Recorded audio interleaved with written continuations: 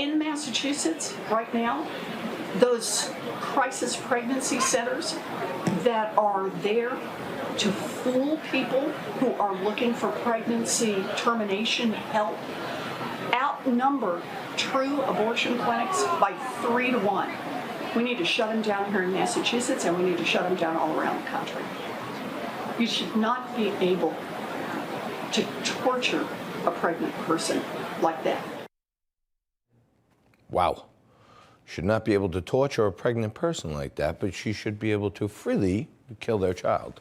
That was Senator Elizabeth Warren adding fuel to the fire as crisis pregnancy centers are facing violence nationwide. This isn't the first time she's been unhinged about abortion rights. Watch this. From the day the SCOTUS draft overturning Roe v. Wade was leaked.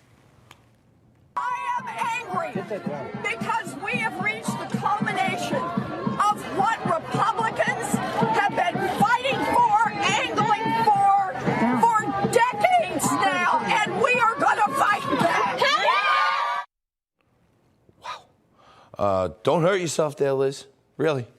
I'd like to welcome in my panel the Executive Director of Moms for America, Quisha King, and the author of Little Lives Matter, Elizabeth Johnston. Greetings.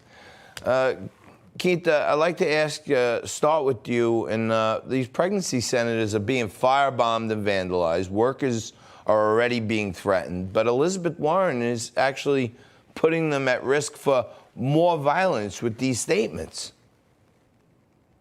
Yeah, she is crazy. I mean, do you hear what she actually said? She's saying that we need to tear down and get rid of crisis pregnancy centers that are actually helping women. She's actually saying the quiet part out loud. She does not want, for women to have choice. She is pro-abortion. What she's saying is she wants babies to not live. I mean, let's just call it what it is. She's saying the quiet part out loud. This woman is nuts. I'm sorry.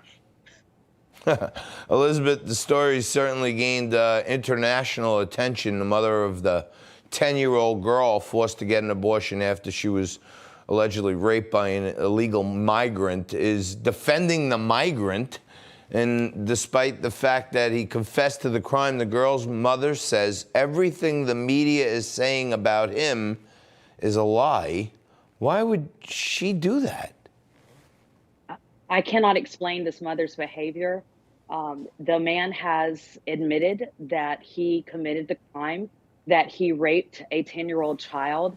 The truth is, if rapists were being executed in this country as they should be, then 10-year-old children would not be impregnated by them. Let's execute the criminal, not the child, who is also a victim of the crime. And as far as Elizabeth Warren, I will agree with her on one thing, and that is that crisis pregnancy resource centers outnumber abortion clinics 3 to 1.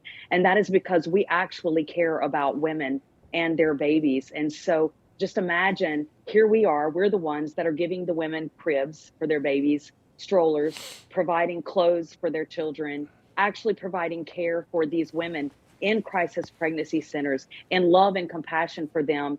And this is what we're accused of not doing, caring for the women. And now they want the very pregnancy centers that are providing resources for the women to be firebombed, to be destroyed.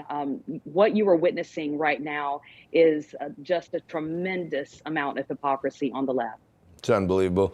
Quisha, today the House passed 2 bills to protect abortion on the federal level. The first is Ensuring Access to Abortion Act, which bans anyone from restricting a woman from traveling to a state for an abortion where it's legal.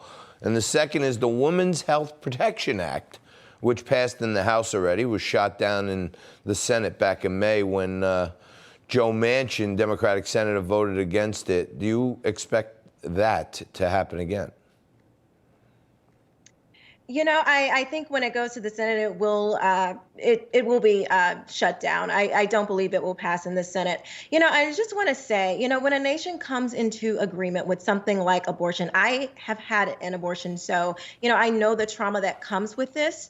And when a nation comes into agreement with something like abortion, when we are killing our most vulnerable and most innocent, How much, you can't get much lower than that. And I think that is very indicative of why we are seeing so much, such an attack on the family, such an attack on children, because we thank God that Roe versus Wade was overturned, but at one point, our entire nation came into agreement with this. And I am so thankful that Roe versus Wade was overturned, because I believe we can start to get back to morality, virtue, a virtuous society. Yeah. Elizabeth, I want to get your thoughts on this, but I'm a little confused because it says here that this is the Women's Health Protection Act. Did they not get the memo that we can't say women anymore? I'm confused how the bill is named for women. I guess are they admitting there's women now? Yeah, this is psychological warfare, and the left is very good at this. And they have duped our nation into believing that abortion is actually pro-woman, when it is the single most exploitative industry against women and the unborn child. To think that an industry that covers for men so that they can pleasure themselves with women and then not provide for their offspring, to think that that is actually pro-woman is absolutely laughable. And so this is a day that we are celebrating for women because this exploitative industry is toppling. And we are so excited that Roe v. Wade is toppling. It had to happen. But now the tremendously important work of providing care for these women and their children, which is what we as pro-lifers have been doing now for decades through pro-life crisis pregnancy centers. This is what we have been doing. Our work only continues. If they're screaming, we're just continuing to do what we've always done. Amazing. These ladies are lighting up your Friday night. They did for me. Thank you so much, Elizabeth Johnston, Quisha King. Thank you. Have a great weekend.